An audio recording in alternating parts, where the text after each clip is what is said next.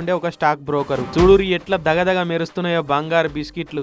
అంతా కూడా ఒరిజినలే. Gujarat anti terrorist squad వాళ్ళు, director of revenue intelligence department వాళ్ళు 17 గంటలు కష్టపడి లెక్క పెట్టి వీటి లెక్కలు తెలిసిర్రు. ఇంట్లో మొత్తం 88 కిలోల బంగారు కడ్డీలు, 19.5 కిలోల బంగారు నగలు పట్టుకున్నారట. ఈ బంగారం విలువే దాదాపు 100 కోట్లకు మీదనే ఉన్నదట.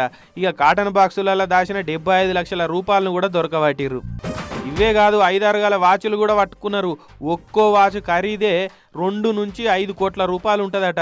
అంటే సూడూరిగా ఏ తీర్ల గజతిమింగలం ఉన్నదో. సెబీ ఆఫీసర్లతోటి కుమ్మక్కై మూతపడ్డ కంపెనీలను కొని వాటి షేర్ల ధరలు ఎక్కువ రేటుకు పెంచిపించుకొని వాటిని అగ్గోకు అమ్మి 1000 కోట్లు కమాయించిరట మహేంద్ర షా, మేఘ్ షా అనే ఇద్దరు అయ్యగొడుకులు. పెద్ద పెద్ద పొలిటీషియన్లు, బిజినెస్ మ్యాన్ల బ్లాక్ మనీని దేశాలు దాటిచ్చి బయటి దేశాలకి వెళ్ళి బంగారాన్ని ఇండియాకి తెప్పించుడే కాకుండా వాళ్ళందరికీ బినామీ దందాలు చేసి పెట్టుడే వీళ్ళ దందా అని పోలీసు